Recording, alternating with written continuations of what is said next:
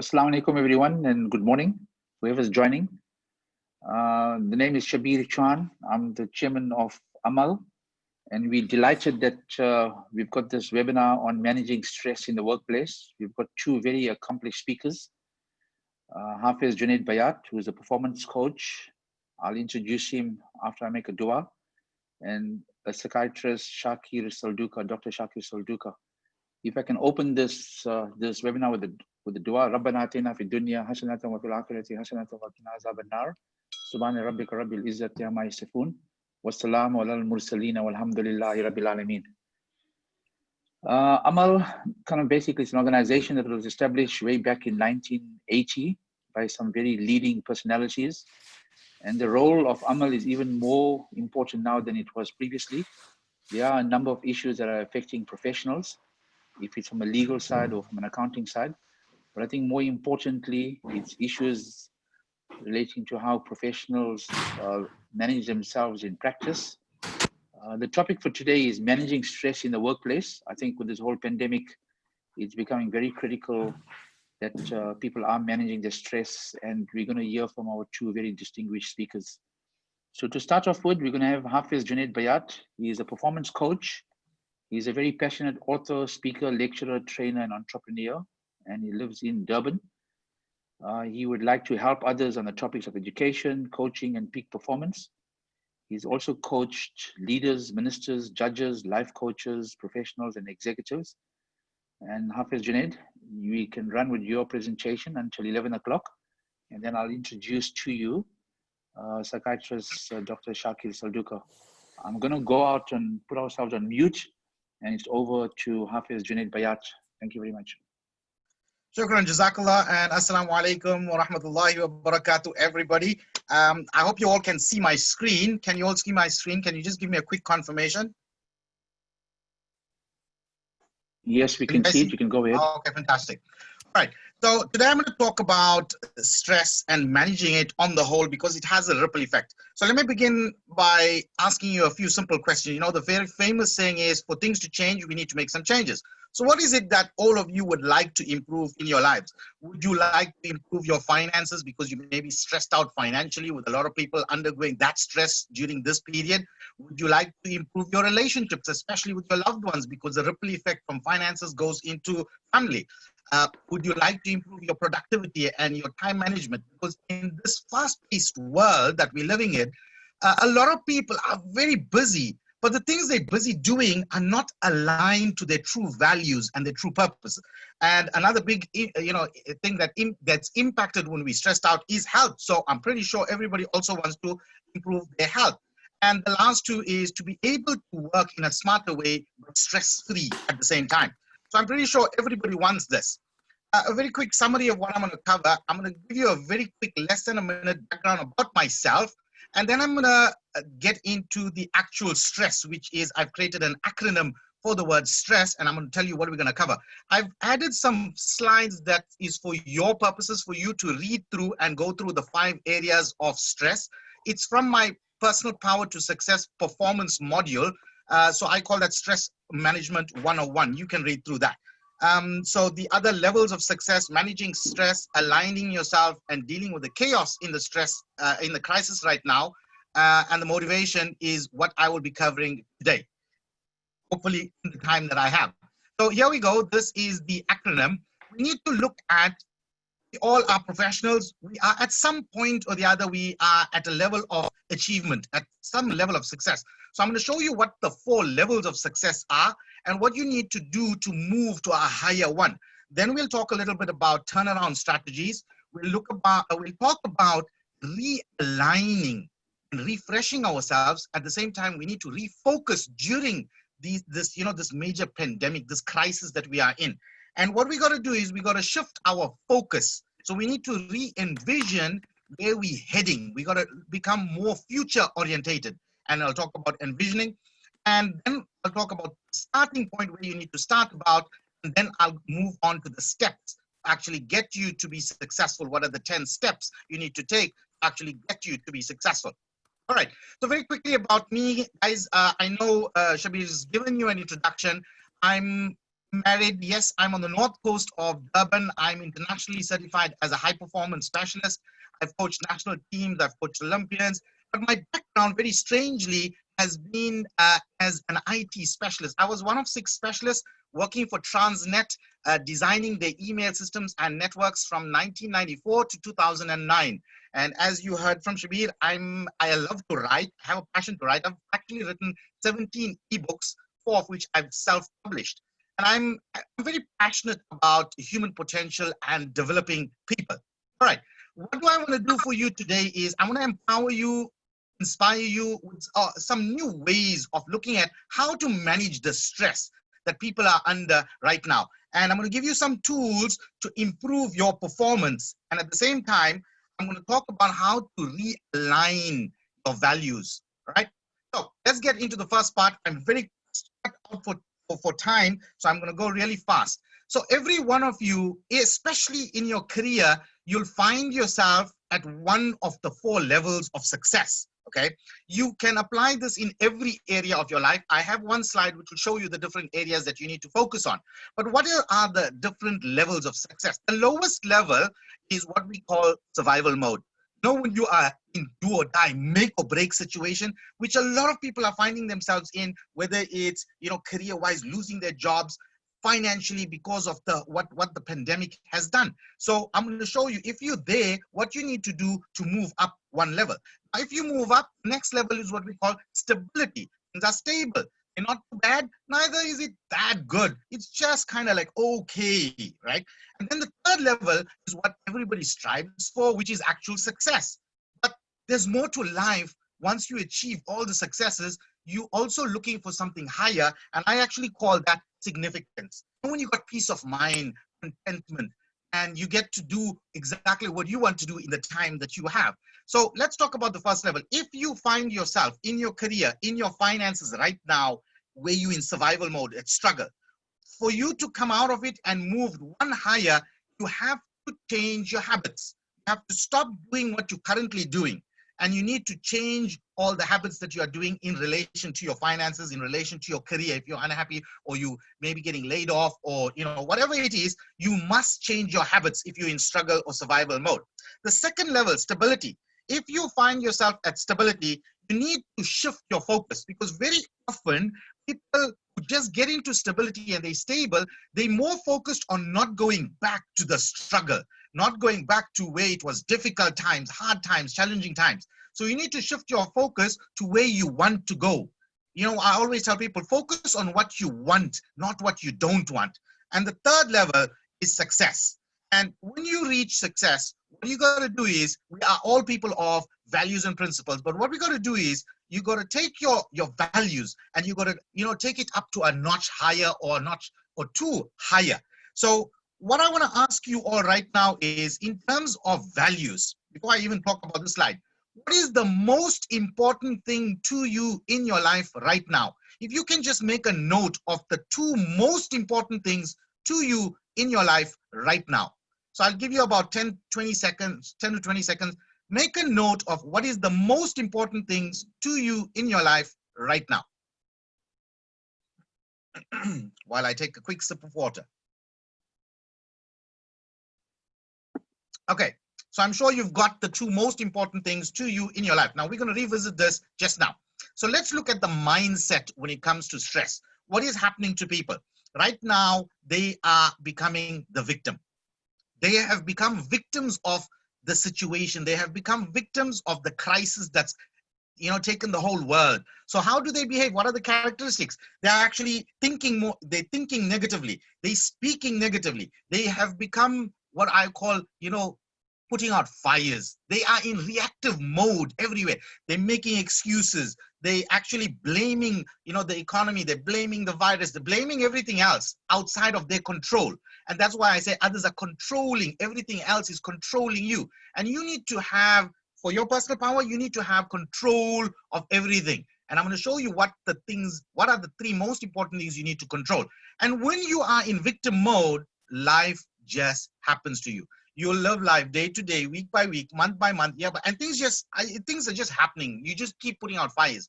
We gotta have a different approach. And what happens is these people ask really, really dumb questions like, why me? Why now? Why does this have to happen in my life? And the biggest thing that happens to people in a crisis, in a pandemic, is they start doubting. And they constantly, what you find is the inner critic starts putting themselves, they start putting themselves down. Oh, you're not good enough. No, you're not going to make it. It's going to be bad. So what we need to do is we need to move away from the victim mindset. And we got to get onto what we call the empowered mindset. So what is the empowered mindset is you are at the cause point of life. You make things happen. So what's the first thing is the most important thing when you are empowered is you take full responsibility for all the results. Whatever is happening, you got to acknowledge and embrace the fact that, right, I am here. This is where I am. You take full responsibility without blaming, without making excuses, without finding, any other reasons. And then you start asking yourself really smart questions. Because remember, if you ask a dumb question, you get a dumb answer. So we need to ask really smart questions. And you got to ask yourself questions like, hey, how can I improve my career? How can I improve my financial situation? What can I do right now to improve my finances? What can I do right now to decrease the stress? What happens is these questions, it automatically gives you, subconsciously, it moves you towards a solution. It gives you a result. It gives you a solution. And that's where you want to focus. You do not want to focus on the problem. Because when you are focusing on the problem, that's what happens in the victim mindset. When you're so focused on the problem, it gets bigger and bigger and bigger, and it consumes you. You start only thinking about how bad it is. So what you got to become is, you got to now, optimism is absolutely key. So you have to start thinking more positively. And guess what, guys? If you look at human mindset, and if you look at neuroscience, the science tells us we have approximately between 50 to 60,000 thoughts a day. But here's what's the sad thing. More than 95% of people's thoughts are negative. So you got to now start thinking positively, speaking negatively. You got to use more positive words, and you got to become somebody who's taking planned action. You know exactly what you're going to do tomorrow, next week, any day, especially as a professional. There's two things for you to master, and that is your performance and your productivity. And to know about being proactive, you must have a calendar and a weekly schedule. The next thing is you got to be in full control of every aspect of your life. You got to make it happen. And the last thing is no more doubt. You want to silence the inner critic by insanely believing in yourself, believing in your dreams, believing in the career, where you're heading and what you want to achieve. Okay. How do we go about moving from the victim mindset to the empowered mindset? We have been blessed with this gift of choice, right? After Iman, the biggest gift we have is the gift of choice. So you can choose. What are the 3 tools of choice? These 3 things, if you control these 3 things, you'll move from being a victim to actually being empowered. What are the 3 things? Number 1, you got to choose what you want to think. You got to choose what kind of words you use, because our language conditions us. We become what we speak. And then thirdly, you also got to choose the actions you are taking. You got to become proactive. Okay. Very, very important, guys. If this is the only thing you take from this webinar, master your thoughts, your words, and your actions, making them all positive instead of negative. Okay.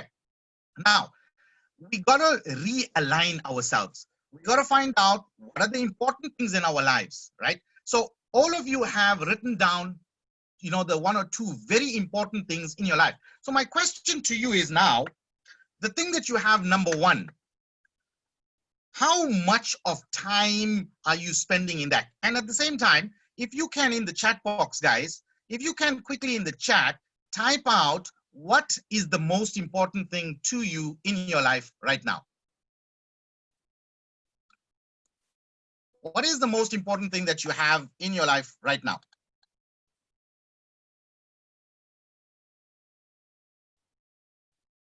Very good. Somebody has my Iman. Excellent. Anybody else? Very quickly. Doing work, right? Career. Very good, Samira. Family. Let's give 1 or 2 more. My mom, excellent. Those are good things to have. Very good.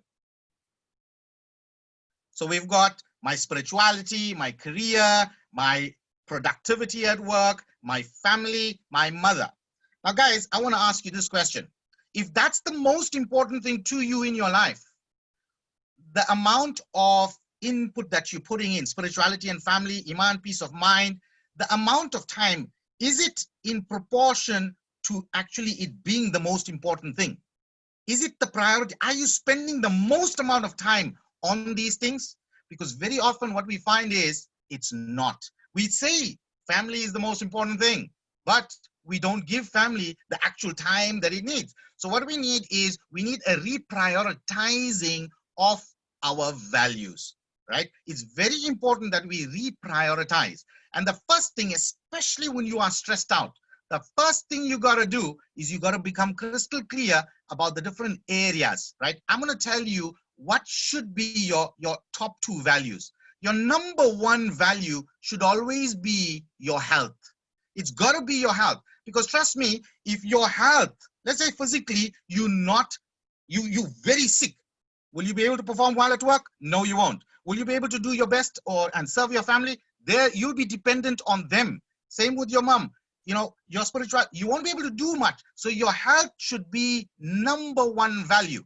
Now, health is broken up into four parts: physical health, mental health, emotional health, and spiritual health.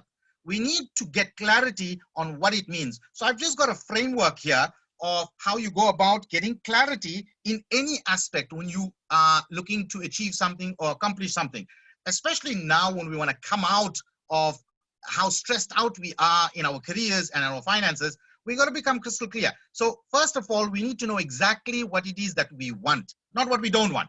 And then the second thing at 12 o'clock is it says, we call this competence, right? It's your competence. Do I have the capability to achieve that? Then at 3 o'clock, you've got their confidence. Do I believe that I can achieve that? Do I believe I can move and get out of this rut that I am in? And then at 6 o'clock, we got to become totally dedicated, committed to what is important to us and the actions that we plan out. And that should actually give you what's at 9 o'clock. It should give you more better options in your life. It should give us more choices to do, you know, to become more free, to spend more time with family or whatever it is that's most important to us. This is a clarity framework to go about achieving anything. So what are the main areas in your life that you need to focus on?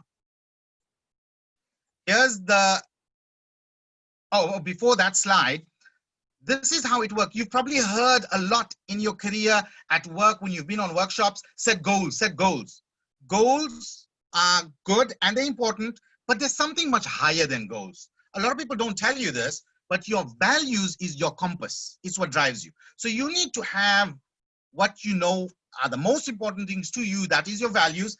And under your values, each area, now create a vision for your health, for your mental health, for your physical health, your relationship, your career, your finances. You have a vision for each area.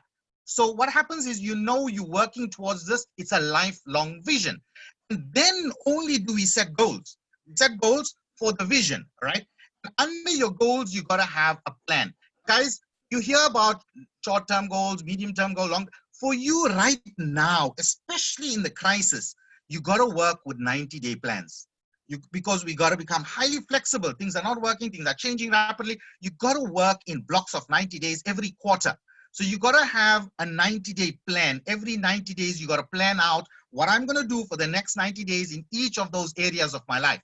And also what we're finding in neuroscience is people are achieving goals much more when we've got this short, restricted, confined time. Because when you got a long time, you tend to put things off. So you got to work your goals with your success plan in a 90-day plan.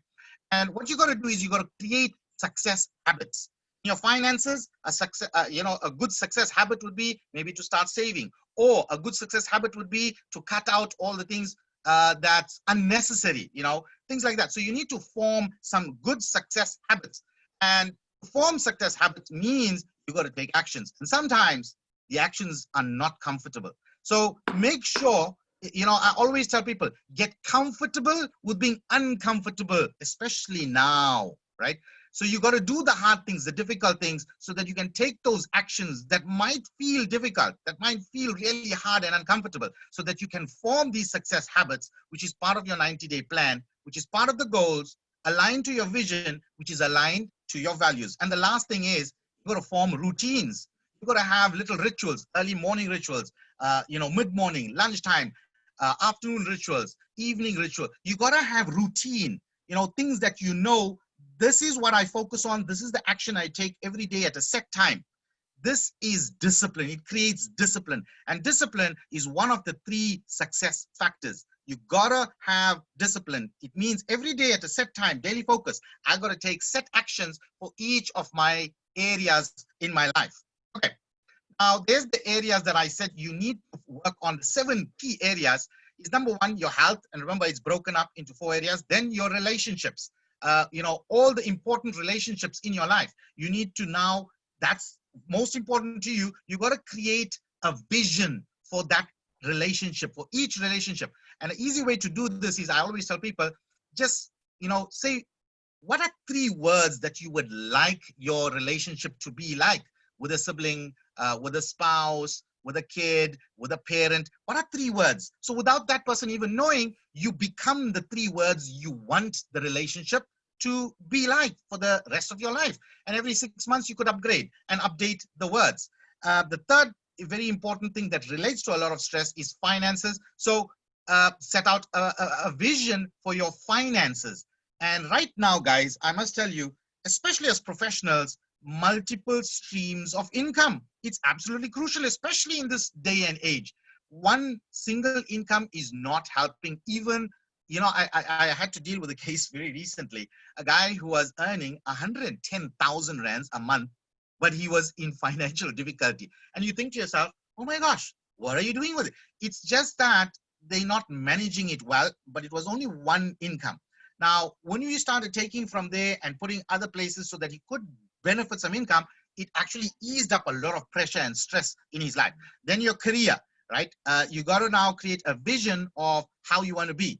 And think about it. You are professionals. You want to become leaders. Become leaders in your areas, in your space, or even choose, a set part of, part of your career and master it. Become the best at that part, even if it's a small thing.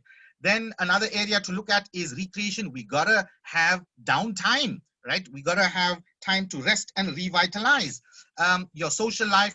And the last very important thing is, what is your legacy? How do you want to be remembered when you are no more? How do you want to contribute to the community, to the country at large, and to the world, the global space at large? So these are the areas in which you need to create a vision. All right. Now, here's the 10 steps in which I would like, I actually recently did this with some of the managers at SA Home Loans on dealing with the stress now amidst COVID-19. So how do I deal with it? And this is what I've been teaching people out there. Number 1, let's learn to accept and acknowledge the, right now it's the fear, the worry, the anxiety, the crisis. Let's accept and acknowledge without trying to fix it. Let's embrace it, that it's there. I just need to step up myself. And number 2, go on an information diet. Guys, we're living in a world of knowledge and information. At a touch of a button, you can get any information. However, there's a lot of disinformation. There's a lot of misinformation. On Thursday, I went to Pick and Pay Hyper by the Sea. And I called one of my friends and I told him, listen, they've got a huge sale going on. And this certain thing which normally goes for 160 rand, it's actually going for 79 rands. Would you like some? The first thing he told me was, isn't Pick and Pay Hyper closed? They got the virus had hit them and they shut down. So I asked him, where did you get that? Because I'm here, it's open. So there's a lot of misinformation, fake information, which we have to now, this is what you need to do. You need to decipher what is fact and what is fiction, what is fake news. Right? So I'm saying go on an information diet, restrict what you are reading, restrict those, constant WhatsApp messages and messages on social media. Make sure you're getting the information from genuine sources that are reliable and also verify the information. Okay. Then you also, at this point in time, you got to be very, very careful about who you are around with. You get some very toxic people who will keep, putting fuel to the fire. Oh, it's bad. It's terrible. You want to be around people that are not pulling you down, but they are motivating you and they're pushing you up. No, you can do this. You know, you got to be very careful. And sometimes, guys, even those closest to us, whether it's spouses, parents, siblings, sometimes even those people are toxic to us. So we can't cut them off, but we got to restrict how we deal with them and what we speak about. Okay. The other very big thing is, guys, because we live in a 24/7 connected world, there's an expectation for you to answer your calls immediately, answer any message. Somebody sends you a message, they expect you to reply immediately. There's no rule. There is no rule. So cut out this frenzy of, you know, being online 24/7. There is no need. In fact, one of the things what I want you to do to realign yourself is to disconnect, to be able to reconnect. Okay. The next thing that we got to do is you got to build safety and security, especially, you know, this need for certainty, because right now there's a lot of uncertainty. So do little things that give those around you, your colleagues, safety. They feel secure, and, you know, they know, no, we can survive this, we can get out of this, especially in how you behaving in front of children, family, how you deal with this crisis. They're going to learn from your behaviors, not what you say, but how you're behaving. So be very, very careful of what kind of actions you are taking. So you want to build that kind of safety, especially by building your confidence. Okay. So we spoke about this, removing and limiting toxic people. And this is what I'm talking about, disconnecting to reconnect. So let me give you a little, elaborate on this. To disconnect, we have 168 hours in the week. You need to take 8 hours in the week. It doesn't have to be all 8 hours at once, but it needs to be 8 hours for the whole week. Break it up, where you totally disconnect. There must be no technology whatsoever. Disconnect, reconnect with yourself. Take this time to reflect. How am I performing? How am I speaking? This is the reflective time. You know, go under the radar. Nobody must be able to, no email, no TV, no WhatsApps, nothing. Totally disconnect. So 168 hours, 8 hours a week. And every 90 days, you take 72 hours, 3 days to also do the same. You've got to reconnect yourself, to realign.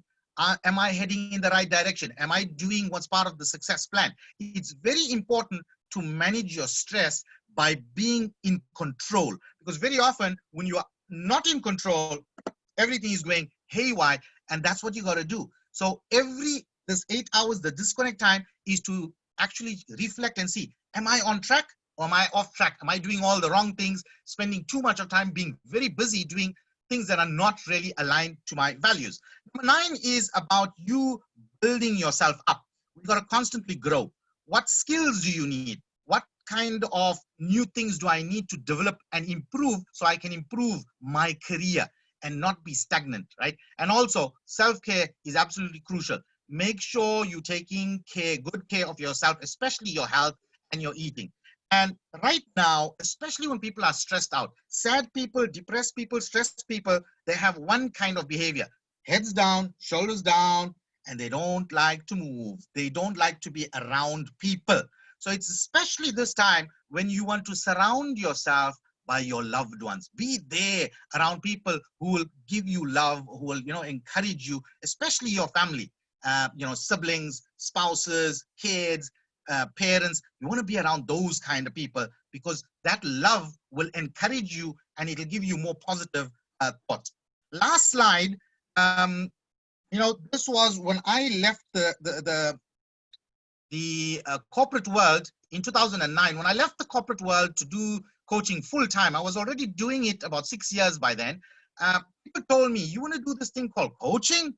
Never heard of it. You need time to learn about it. You need money to start up a coaching company. You need knowledge. You need to know how it works. They told me you need people to support you. And at that time, the first thing my dad told me in 2009, he asked me, you want to open up a coaching company? You want to touch people's lives throughout the world? You crazy? We're in the middle of a global recession. You remember 2009 was the global major recession. Banks closed down, Enron closed down, right? So he told me, he gave me a percentage and he said, you know how many companies closed in the first year of startup, blah, blah, blah. So I had no support. They tell you you need some kind of tool, software to do this and that. And then they also will tell you, you need to know the right people in the right places. However, I realize these are just resources. What we need genuinely to become highly successful, especially in stressful times, crisis, chaos, and pandemic times, we need to become very creative. We need to become innovative. We need to be we need to persevere, and we need to have, this full determination that no matter what, I will accomplish. Also, at the same time, you need to operate from a position of love and care, no matter what others think, say, and do. Always operate from a position of love and care. Have this childlike curiosity. And also, you gotta love what you're doing. As you gotta have passion. If you don't love what you're doing, they say fake it till you act as though you love it. And the last thing, guys, when you have problems, you have an issue, you want to focus on the solution. So you want to have this resourcefulness, the state of resourcefulness, of resolve. Always focus on the solution. When you look for solutions, more and more options will come up. So I was going to play this video, but I can see my time is actually cut out. The rest of the slides are just for your reading purpose, right? This is part of my personal power program on how to manage performance, especially now. And that's why I call it Stress Management 101. I'm just running through it so you can see, so that I can get to the last slide. It's for you to read. These are the 5 areas that generally they say you should focus on to manage your stress. So I hope that I have actually added value to you. Now, if I could ask you all to just quickly, in 30 seconds, we want to shift our performance, and I want you to repeat whatever you see on the screen after me. As I say it, I want you to say the same, okay? So let's start. I want you to repeat after me in a loud voice, wherever you are, no matter who's around you, just say it. Now I am the voice. You are a voice of empowerment. I will lead, not follow. Doesn't mean you need to lead a whole lot of people. You're going to lead your life to where you need to be. I will believe, not doubt. You will start believing in yourself, in your career, in your family, in what you want to achieve, in your visions. I will create, not destroy. You will now create the life that you want, right? I am a force for good, self-explanatory, right? I am a leader. You're going to lead your life, and life will, is going to throw you curveballs, challenges, obstacles. And this is when you're going to have to defy the odds. So say that loudly. Defy the odds. Set a new standard. Step up, and step up. Keep stepping up. Okay, so that's a little bit of motivation from me to you. I hope you enjoyed this. That's the end of my presentation. If you have any question, I don't know when we're doing the questions. Maybe you can come in there with that. Junaid, thank you very much for that. So very informative. And I know there'll probably be questions at the end, but okay. I do appreciate making your time available. And if you can stay on after Dr. Saldukar's presentation, I would appreciate it. I will be on. So just from my side, we acknowledge Hafez, Junaid. I want to introduce the next speaker, but before I do that, I must also thank our corporate sponsors for Amal. That's Al Baraka Bank, who's made this webinar kind of possible, and they've played a role as far as that is concerned. Just when we finish up the next presentation, there will be an opportunity for questions and answers. If you look at the top of your screen, there's a place for Q&A. Please post your questions, and the both guests will make themselves available to answer that. Before I introduce Dr. Shaqir Saldukar, there's a number of people that are going through stresses at this point in time, as indicated earlier. The organization that I represent, I know it's made available free counseling sessions, and a number of staff have actually taken on that. So it can just tell you what's happening in the world out here, or even in our country, or even in our town. So we're looking forward to the next presentation by Dr. Shaqir Saldukar. He's one of the leading psychiatrists, in Durban. He is in private practice at St. Augustine's Hospital. He's a director of the Durban Chronic Pain Clinic. His special interest is in pain management, anxiety disorders, and substance use disorders. He graduated at the University of Untitled Medical School, and he's the fellow of the College of Psychiatrists South Africa, and he's a national director of Psych MG. Dr. Saldukar, over to you. Assalamu alaikum. Thanks, Shaqir. I'm going to try and share my screen. So the slides come on. Are you able to see them? Yes, we can see it clearly. Thank you.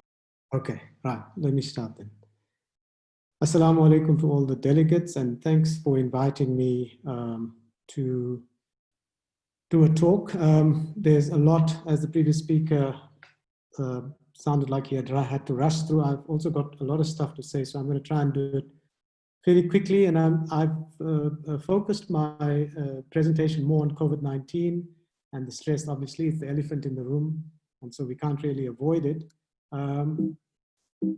Oops, I need to change that. Okay. So I'm just going to say a little bit about the virus quickly, because I think it's important to contextualize the part that I'm going to talk about later, which is the stress. So the thing about this virus, and really about human nature in general, is that we fear the unknown. And the only thing we know for sure about this virus is that we know nothing for sure. It keeps changing. It has a massive sort of fluidity about it, and it's flummoxing all the scientists all over the world. It's unprecedented. The spread has been rapid. The mortality has been high. The morbidity, meaning even though it doesn't kill you, the amount of damage that it does to your quality of life is high. There is no cure to date. It's a condition that leaves people helpless. The scientific community has not had enough time. We haven't had enough time to prepare. We haven't had enough time to do tests and trials. So there's a lot of speculation. There's a lot of experimentation. There's a lot of anecdotal evidence that's out there. And that's where the information, misinformation divide comes in.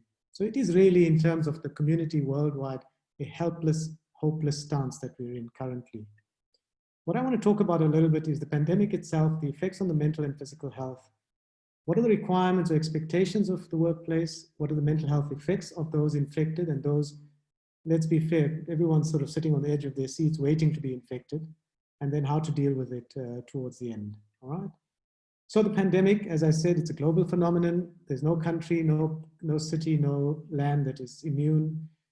The lockdown, which has been the largest human experiment in history of mankind, really. There's never been anything like this before, where an entire globe has been put on lockdown under force, and as a result, it has had significant implications, both at a personal level, at a community level, and at an economic level. The status quo in the world has changed. There's so much that we are now having to get used to, which was not there 6 months ago. There's a reimagining of the workplace. There's a new normal that's being spoken about. And very importantly, and sometimes being, sometimes at a conscious level and sometimes at a subconscious level, there's a massive paradigm shift in awareness and mindfulness and the whole paradigm shift in existentialism, the meaning of life. You know, this sort of Western concept of mortality and immortality and the striving towards living as long as you can suddenly has been, you know, swept away from under your feet. The economic fallout, which is a transition phase at the moment, we don't know the full impact of it because it's still happening. It affects individuals and businesses. And here's the real scary part. We're just 3 months into this. This hit us in March. We're in June. They're predicting another 6 to 9 months that it might continue. So that's a little bit about the pandemic. Let's look at what it does to our effects on our mental and physical health. Physically, obviously, everyone knows that it affects mostly people in the respiratory system. There's a lot of thought around the fact that it might actually be due to the blood supply or blood circulation in the system, which affects the breathing and leads to death in a lot of cases. But it can affect any system, and I think that's what is coming out more and more from different countries. Gastrointestinal system, most people present with vomiting and diarrhea now. The central nervous system, I've been seeing lots of people with confusion and delirium. It can affect the skin. The thing that I really, you know, try and get people to emphasize on more and more, we talk about all these horror stories, but what we really need to remember is 97 to 98% of people in the world will recover. 97 to 98% of the people in the world that get this virus will recover. There's evidence emerging for residual damage. So if you've had some damage to your lungs, it takes a longer time for you to get back to your normal level of functioning, for example, and other organs. And the mortality has been age-related, comorbid conditions, obesity. But having said that, it's not exclusively so. We hear of cases of people in their 30s and 40s with no obvious comorbidity that have lost their lives. And of course, the vaccine has been the holy grail to date. So we're all waiting for that. Right, so what effects has this COVID pandemic had on our mental health? So of those that are infected, so I've subdivided into those that have the virus or have had the virus and those that feel that they're going to get it at any time. Fear, anxiety, it's an unknown outcome. That for me is the single most common thing that we see in practice. So you get the bug, again, 97, 98% chance you're going to get better, but in most human minds, because of the fear of mortality, you could be one of those 1, 2, or 3% people that might not. So it's a fear, and there's a period of 2 to 3 weeks when it could go either way. Then there's the isolation, which is the physical isolation of quarantine. And then the emotional isolation. That's, imagine a person who's fearful, doesn't know what's going to happen to them. They're physically isolated, they're not allowed to spend time with anyone, but they're emotionally not able to connect at any substantive level with people that are close to them.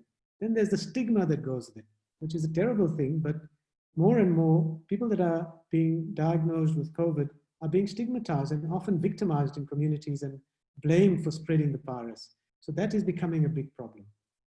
We've been seeing what we call neuropsychiatric manifestations, which means that the virus physically affects the brain. So we get people who come in confused, psychotic, delirious. I've got 2 people in the ward at the moment whose only presentation from COVID was that. And then they talk about the post-infection fatigue, where it takes weeks and weeks to recover even after you've become negative. This is important for the workplace. Then we talk about the mental health effects of those who are not infected, but are anticipating that they might get infected. So this thing called anticipatory anxiety, there's a general principle when you think of anxiety that the anticipatory anxiety is often worse than the event.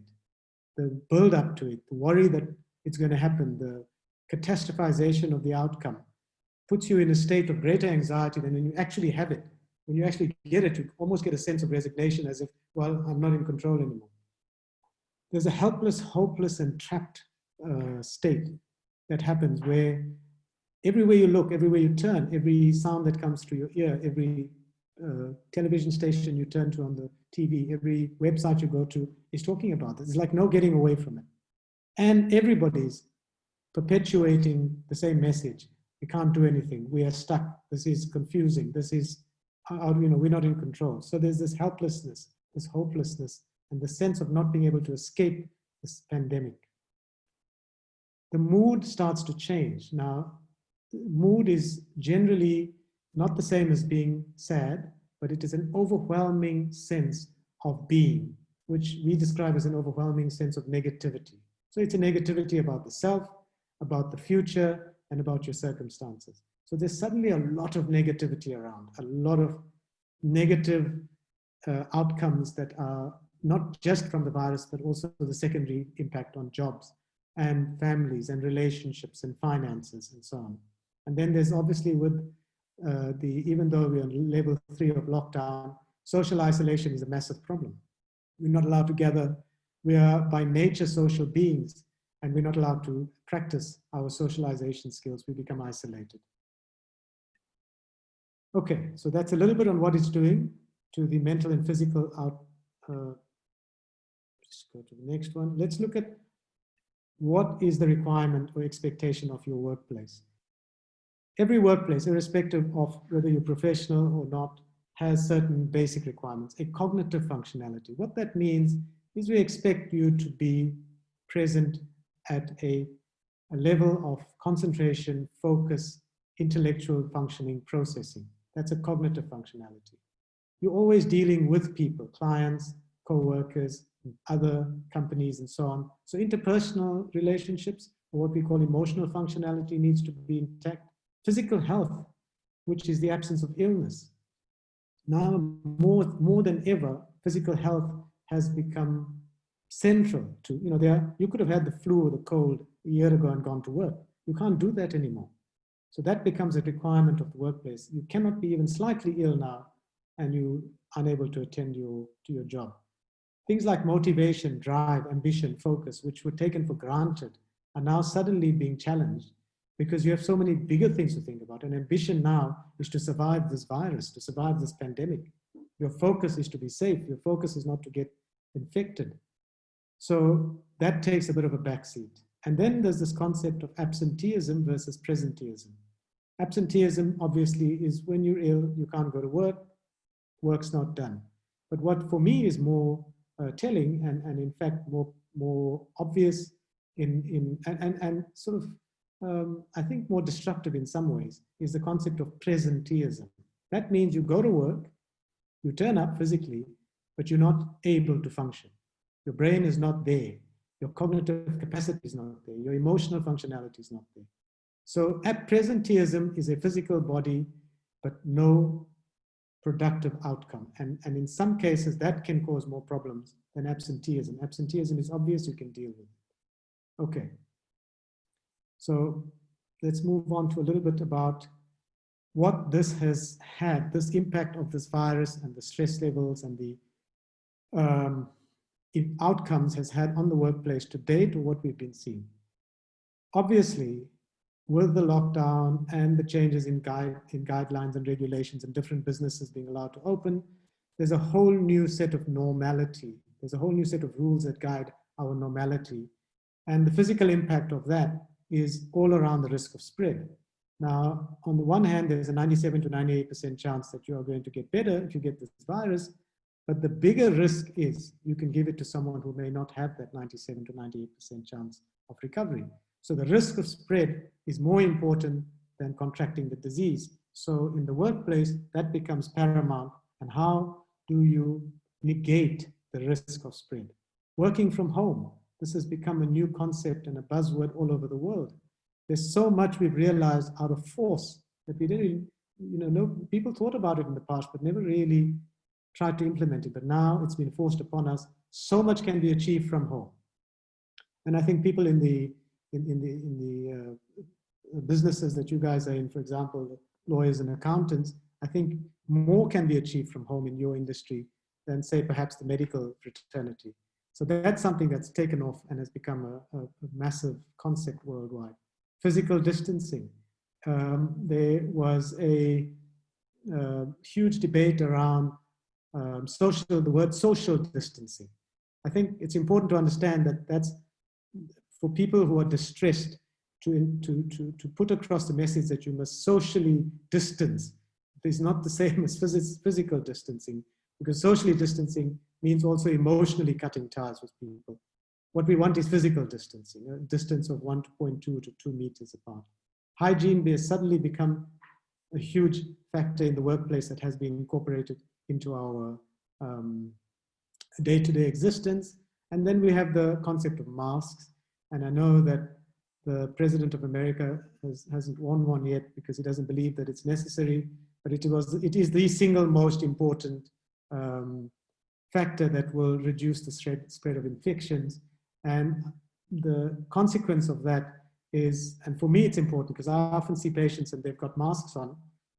It's difficult to gauge facial expression when half the face is covered. So the implications for communication.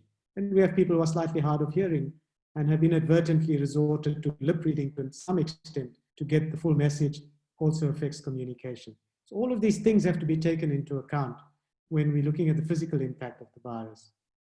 The thing that I really wanted to focus on is obviously the mental health impact. And fear and anxiety, as I said, forms a cornerstone. There is nothing that is more prevalent right now that we are seeing, or I'm seeing in practice and colleagues are seeing in practice, is fear and anxiety. And it's actually manifesting in ways that are not expected. And then we talk about this concept of stress. It's a very vague word, and I think I want to just add a little bit of maybe structure to understanding what stress is. Stress is not an interchangeable term with anxiety or depression. Stress is a very real physiological concept. What it is the relationship between what is happening in your external environment and the impact it has, or the impact it has on your internal environment, and the barrier between the two are your coping strategies. So right now we're living through a massive background environmental stressor. This is the virus and the implications of it.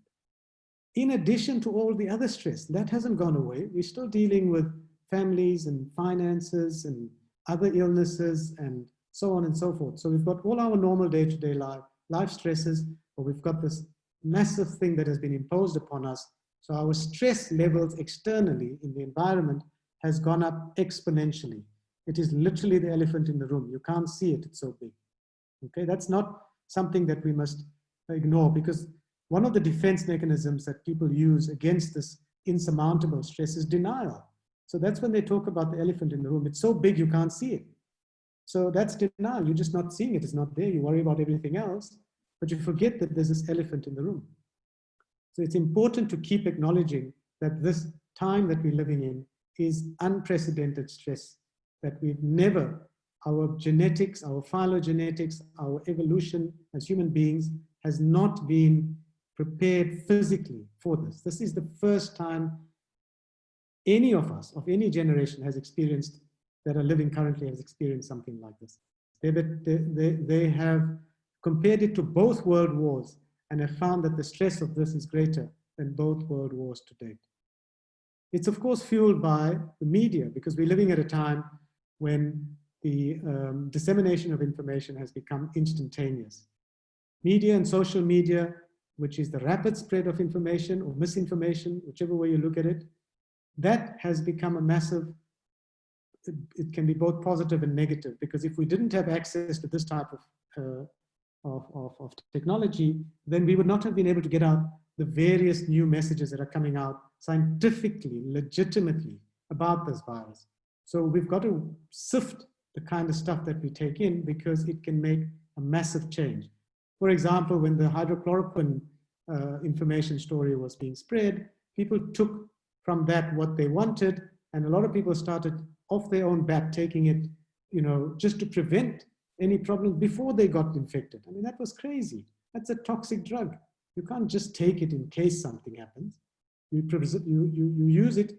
It was at the time thought you could use it if you were infected. Now that, even that has been discounted as a, so the spread of information can be a massive problem if it's misinformation. But on the other hand, the studies that show how the virus spreads in a workspace or even in a home space, and if you want to go online and Google how the virus spreads, there are studies that have been done in Oxford and Cambridge and so on, which show how one person who's got the virus, either respiratory or has got it on their hands, and they put a kind of paint or something that is picked up by ultraviolet light, and they have a normal social gathering or sit down at a workplace, and they show how that ultraviolet paint, sensitive paint, is spread to everybody in that room after a matter of an hour or two. That kind of information is important.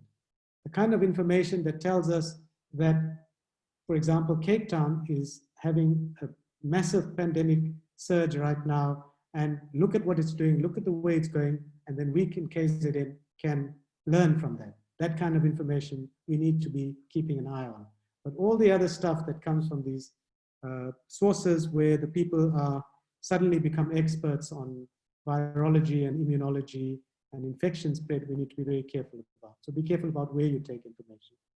Then we talk about the effect of stress on the brain. Cortisol is a critical chemical that's associated with stress.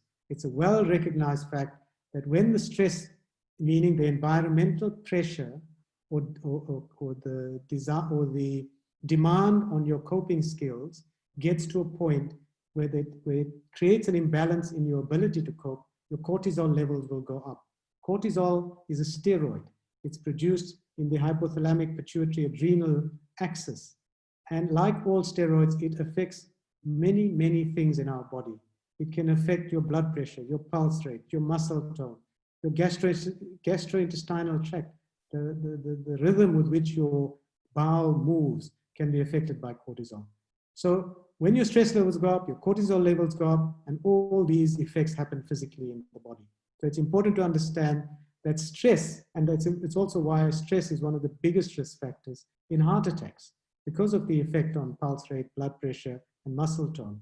And people often don't talk about that. They talk about cholesterol, weight, high blood pressure, diabetes, but stress is massive, especially in people who are anxious by nature.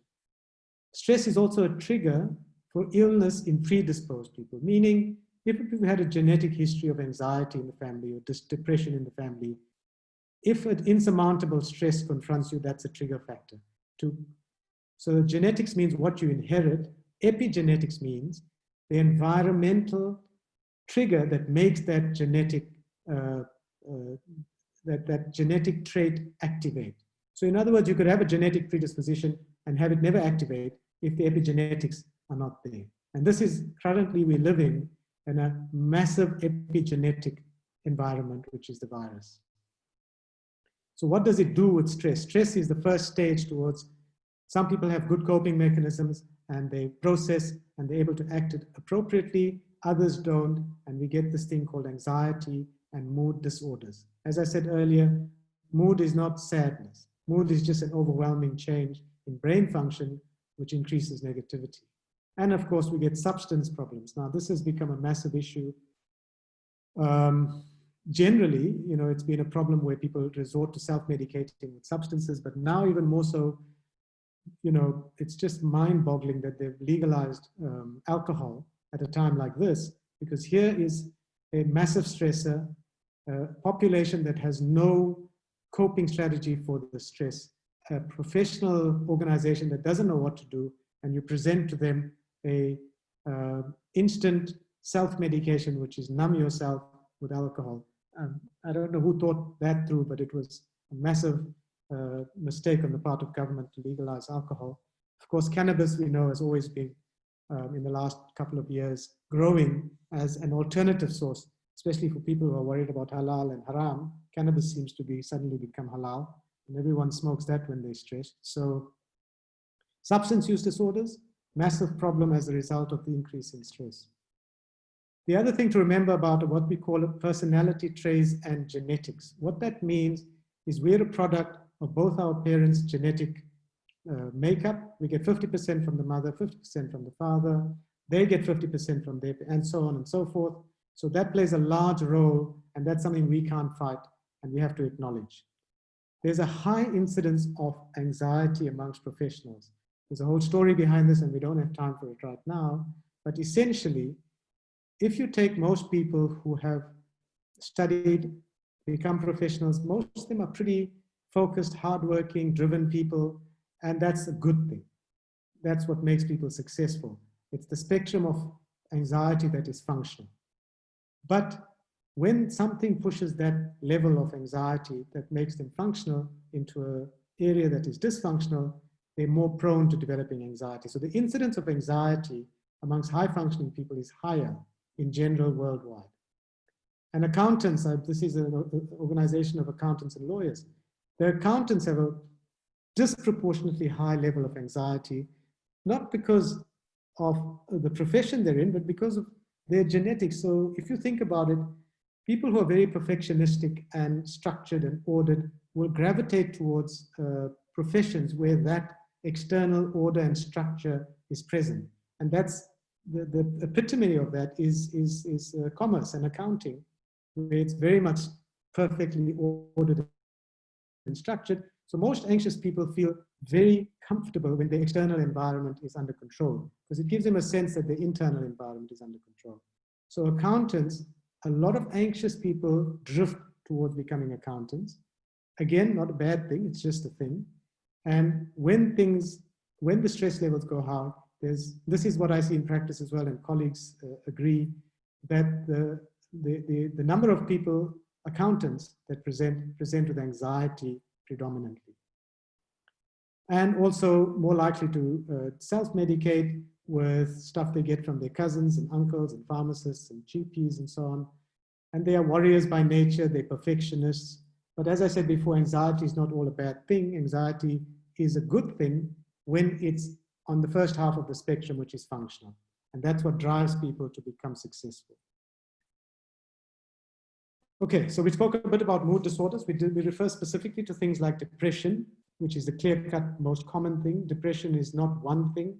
It's a spectrum of it's not one particular disorder. It is a cluster of disorders that fall under depression. Dysthymia means that you have a very long period of being low and down, but not enough to make you severely dysfunctional and make you stand out as a problem, but quality of life is poor. And if you leave it long enough, it becomes a clinical depression. And then the other part of mood disorder is bipolar, where there's ups and downs or highs and lows. With mood disorders that are clinical and beyond just adjusting to your environment, medication and therapy are critical. Now, there's a huge amount of stigma associated with getting help for these kind of conditions, but this is a brain disorder, not a mind disorder. It's a brain disorder, like your kidneys and your liver and your lung. If something goes wrong, you're going to go and get treatment for it. If you have diabetes, you're going to take insulin. If you have high blood pressure, you're going to take an antihypertensive.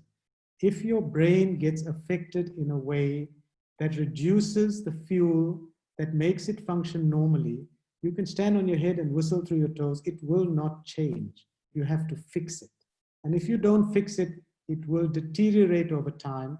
And the studies have shown very clearly that people who don't address their depressive disorders or anxiety disorders untreated and leave it for years, you are 5 times more likely to develop dementia or Alzheimer's disease. That is a well-accepted fact.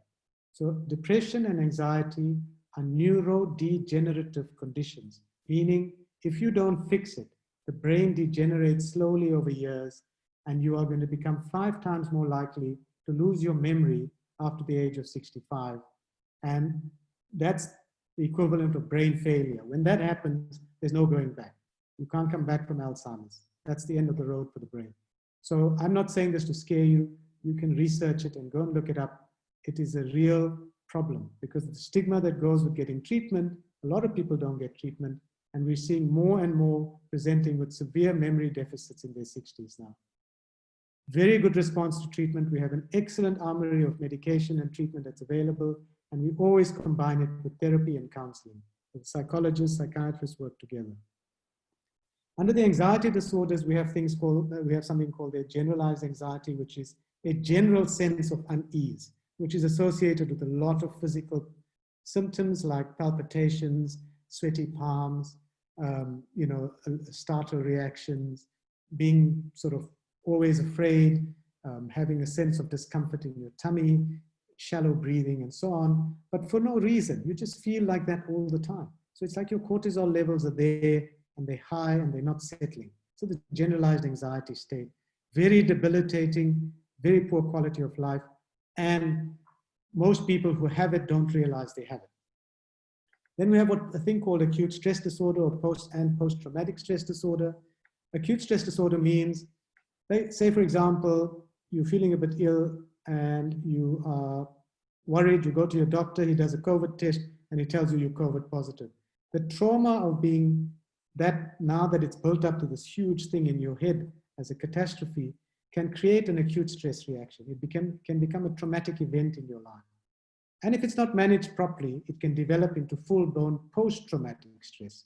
This is what we see often in cases of hijacking or robberies or car accidents or major illnesses, where people get stuck at that trauma level. So the brain takes a massive hit, and the chemicals that make the brain function properly get depleted at a rapid rate in these two conditions. And it's very hard for the brain to actually normalize that function without treatment.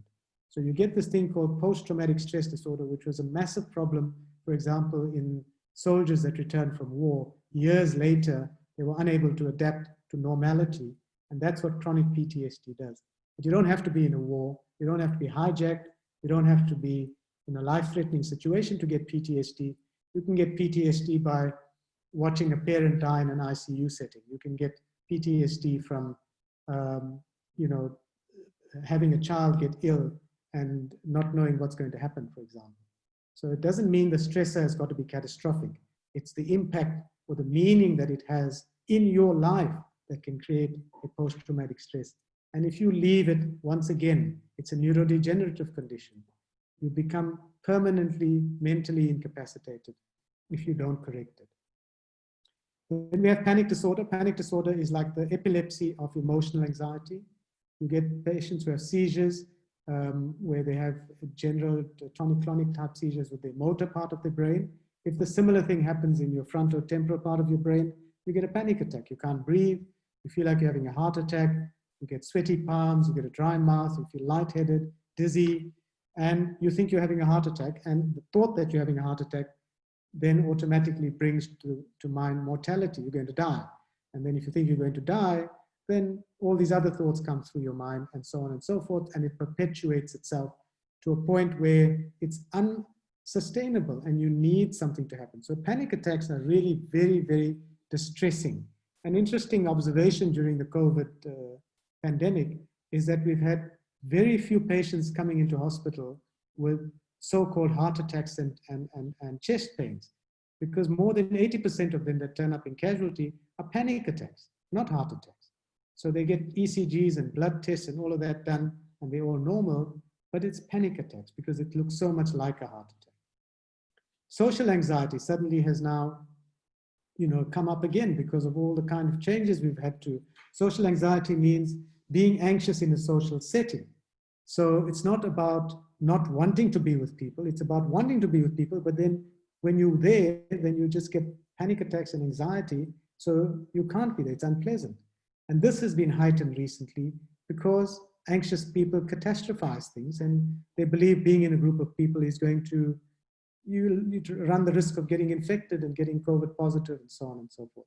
So social anxiety is on the rise. Obsessive compulsive disorder. This is something that we're now seeing. Patients who've been on treatment for this are relapsing, and patients who've had sort of obsessive compulsive personality types are now becoming obsessive compulsive disorder. This is a pattern of intrusive thoughts that comes into a person's head, and they have to do something to relieve the anxiety caused by that intrusive thought. And in most cases, currently, it's about contamination. I have people coming in to me that don't want to sit on the chairs, don't want to touch the door handle, don't want to do anything because they are so distressed. They see the COVID virus everywhere. And no matter what they do, it's there, they're going to get it. So OCD has been on the rise. So a lot of these conditions have been heightened because of the COVID currently. And again, this is all these implications are for the workplace. And we'll come back to that. So how do we treat anxiety disorders? Very much like mood disorders, a combination of medication and therapy.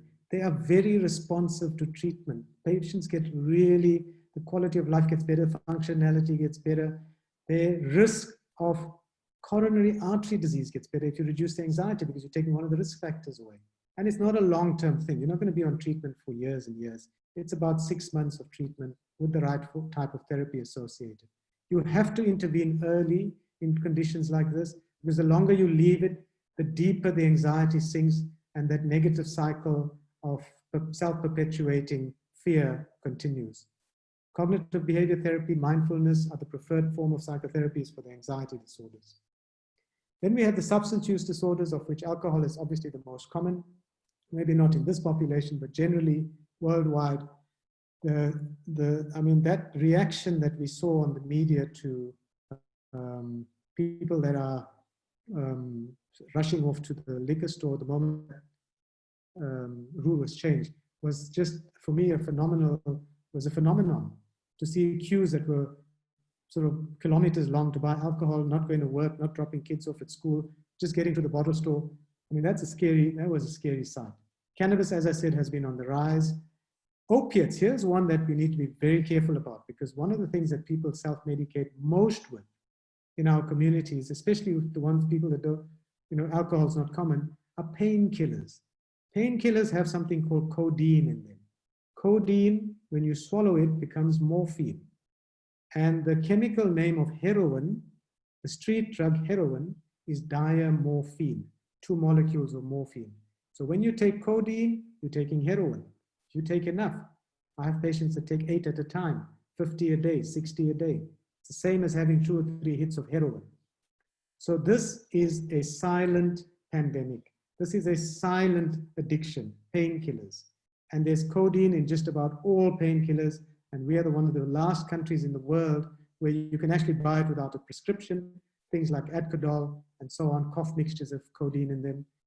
General practitioners hand out still pain and stoke pain and Miprodol and patients go to various places and get them. So please be aware of painkillers and codeine.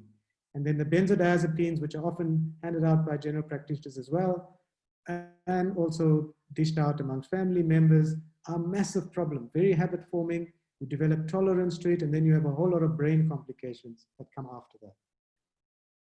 Okay, so I'm going to tie up because I see my time is also up. So how do we deal with this? How do we practically manage mental health issues in the workplace, and with COVID being as a contextual background? Early recognition is important.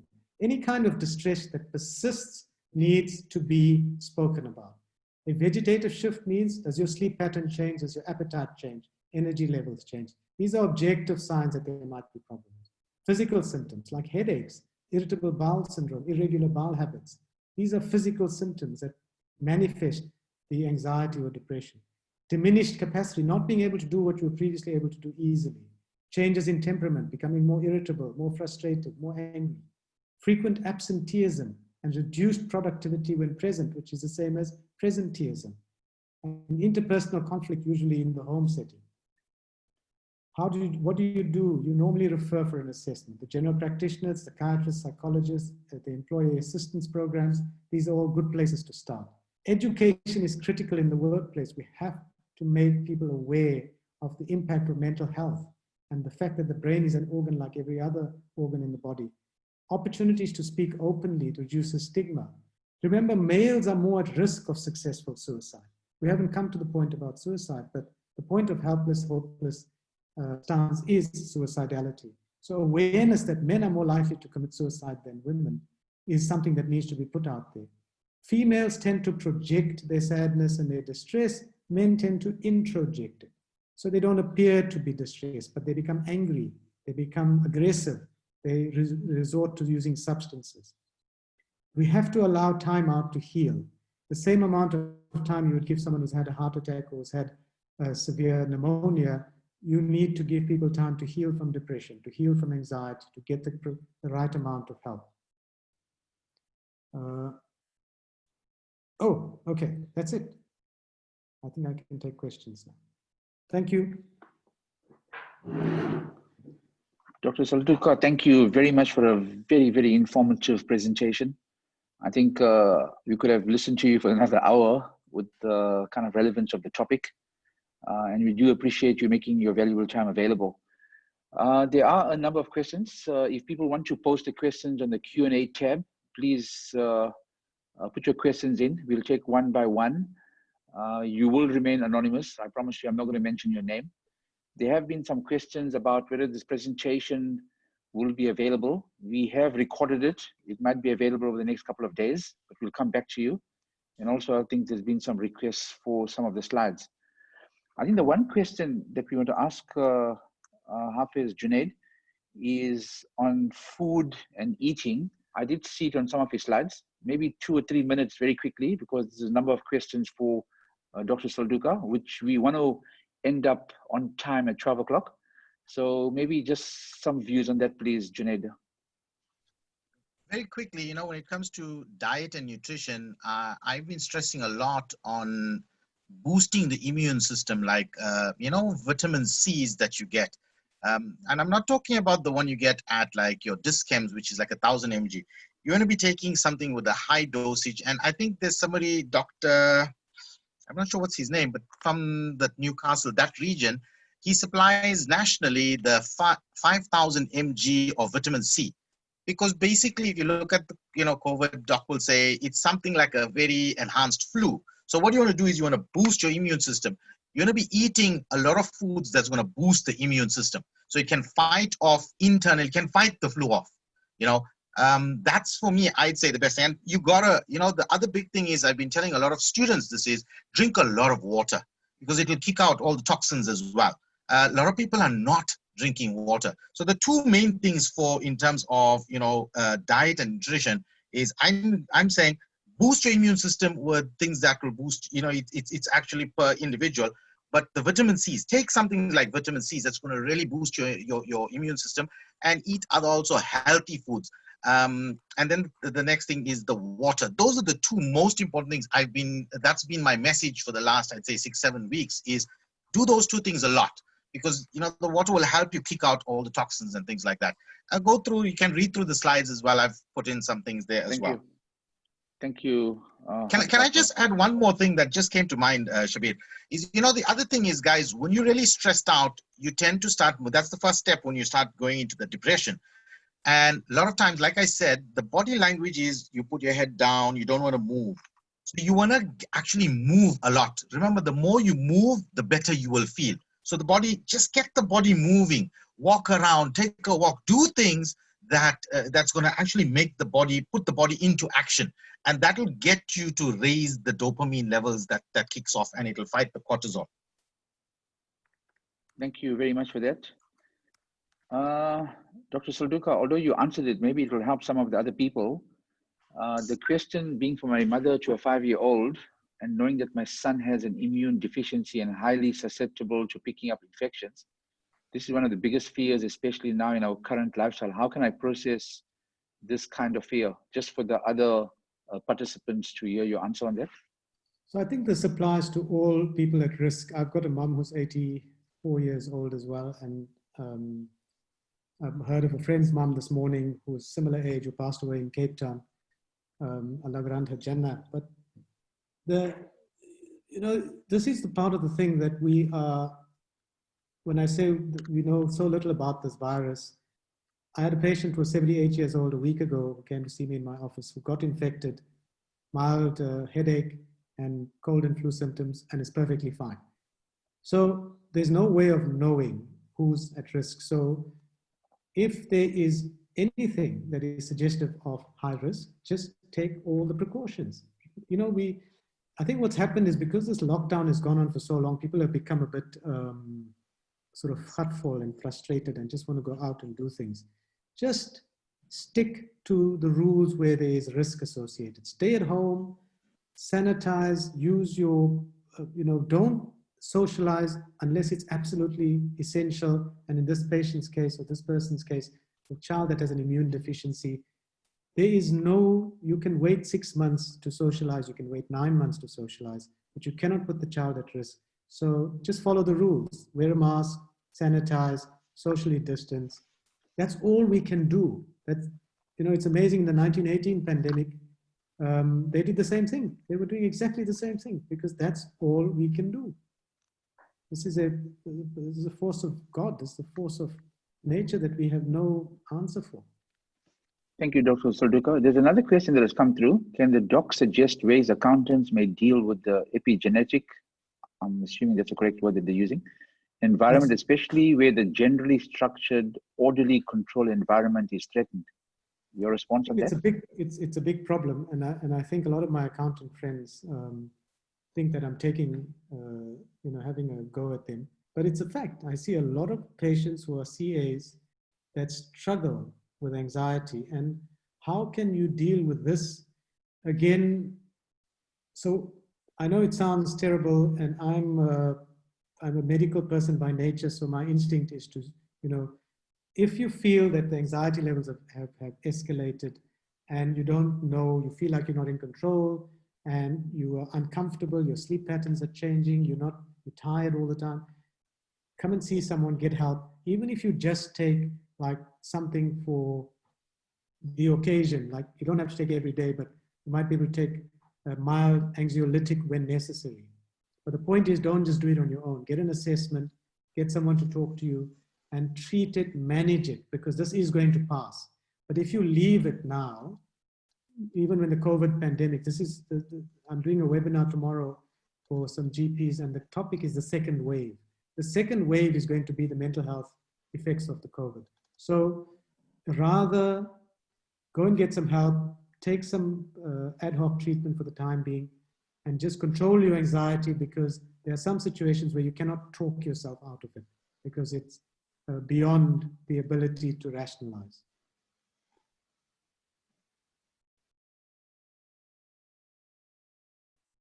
Your mic's off, Shaqir.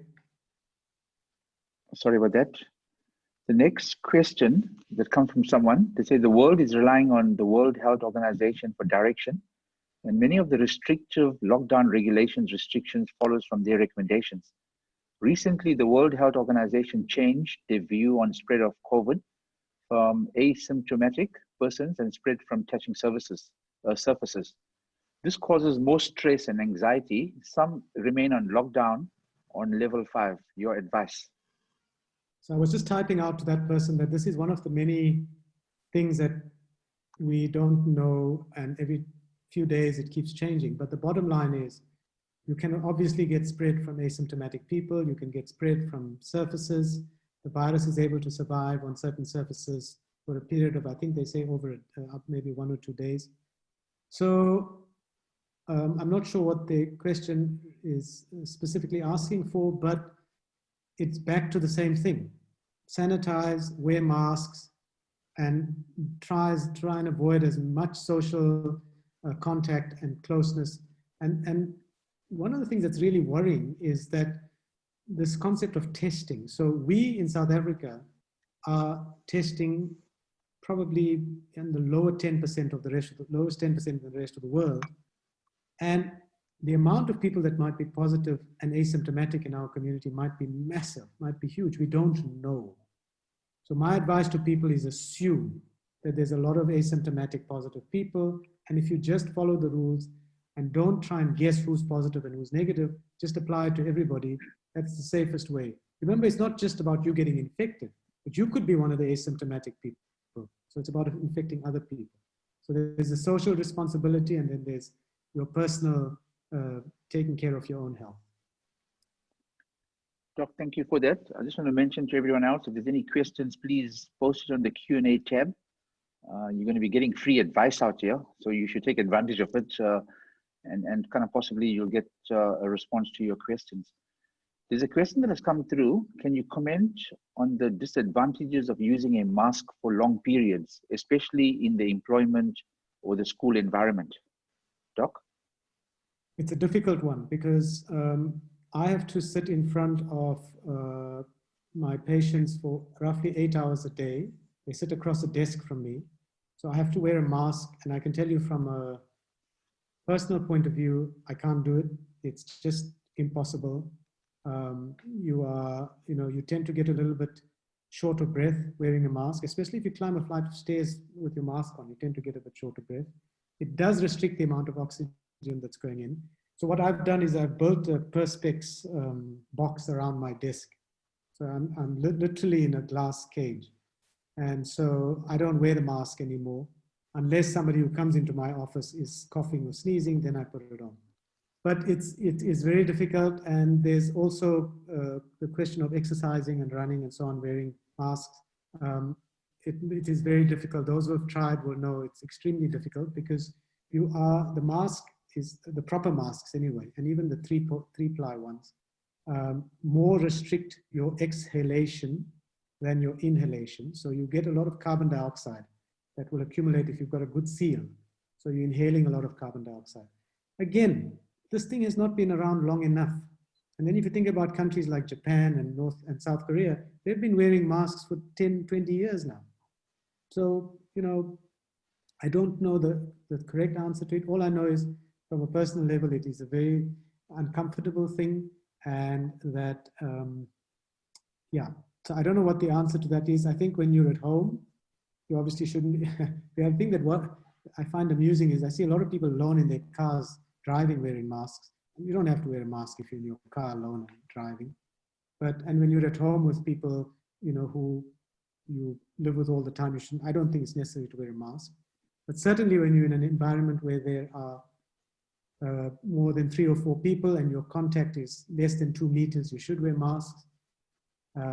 Every opportunity you get, maybe you should just lower it a bit, get some fresh air in and put it back on. I don't know. It's a difficult one. Doc, before we take the next question, just to follow up on that, the issue of exercising, you find that people exercising, you did say, with regard to the carbon dioxide, etc. What's your advice? Should people go out and exercise? I think that's quite important. And if they do that, how should they go about doing it? Because if you go to the beachfront and you see everyone is wearing a mask and running, etc., do you have any advice on that from a medical point of view? So I run with a mask or a thing, and I can tell you that it's very difficult. So the right thing to do would be to exercise where there aren't a lot of people, so you don't have to wear a mask.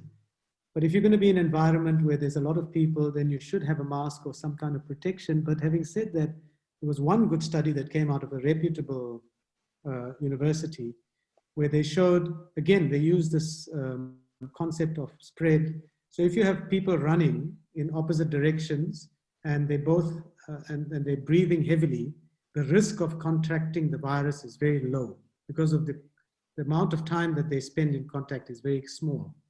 This is just the findings of one trial. There might be others. And there are others that said if you run behind a person that's positive and you are in their downwind, as it were, you have to have an even bigger distance than 2 meters because the virus is obviously able to sustain itself in the air behind you, as well as cycling. Cycling is about 20 meters. So you're going to have like a 20-meter gap.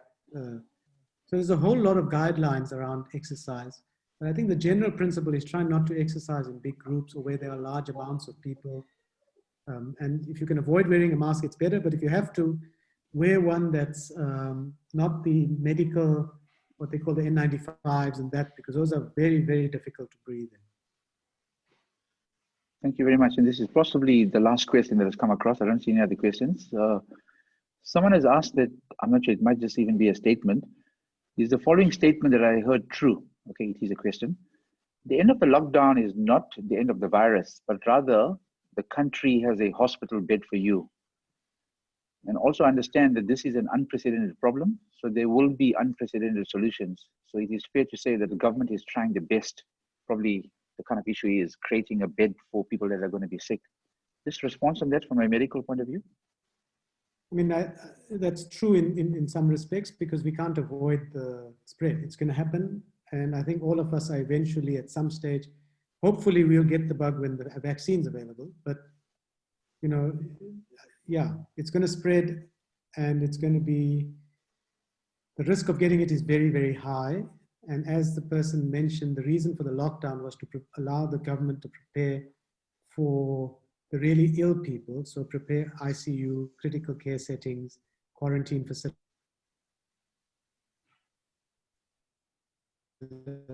and so on, which they don't know in KZN are not inundated, but Cape Town is flooded. And you know they're having problems. Their staff are dying in the hospitals. Patients are not getting ICU beds.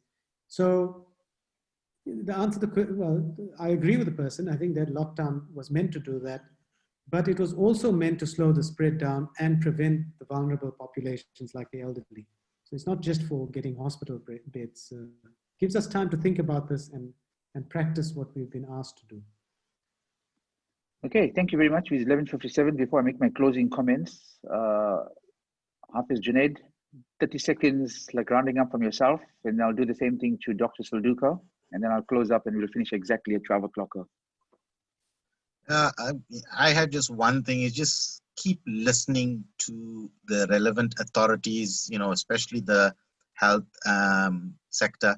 And in terms of education, somebody asked about education. My personal opinion is, because a lot of parents are worried about this, is keep your kids at home and you rather do the homeschooling. The schools cannot deregister your child. So keep them at home and rather let the school give them info packs and do the homeschooling, and maybe end of the year write the exam. That's it. But that's my personal suggestion. My personal view is keep the kids at home, because I see some of the people have asked me that question. Thank you. That's about it for me. Dr. Saldukar, your closing comments? I think for me, we have to balance our fear with our reality. Right now, the fear is in the ascendancy, and we're living our lives in fear, out of fear. The reality is, I'll say it again, 97 to 98% of people are going to get better. Almost all of us are going to get infected at some stage in the next few months or year.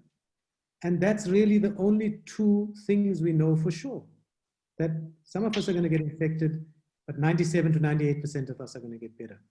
Keep that as your grounding thought when you start to get a bit anxious around this. And that should, and it doesn't help much in the workplace, but it helps us as people to approach the various aspects in our lives that get affected by this. Okay, with that, thank you very much. It was a brilliant, brilliant presentation from both of you. I think we really benefited. We could have actually listened for a longer period. We've committed to the 12 o'clock time. So I want to thank you all for making the time available. There was more than, I don't know, 50, 60 people on this webinar. And probably we're going to get you all back again at some stage. And I think the issues that you raised for the, especially accountants and lawyers, etc., that will be addressed. And just for the people that are listening, we will try to make this recording available, this presentation. From Amal's side, Amal is open to all. Please join and support the organization. If you can go to the website, www.amal.co.za. We've also got a presentation in 2 weeks' time by an expert, Mohammed Isak, on the 11th of July. He is an expert on mediation and arbitration, but in the 1 hour that's going to be available, he's going to be addressing us on mediation. So please watch the social media space, and that invitation will come through for the 11th of July. So to the speakers, thank you very much, much appreciated. To the participants, thank you for attending this very important topic, and we look forward to the next presentation. Shukran. Assalamu alaikum wa rahmatullahi wa barakatuh.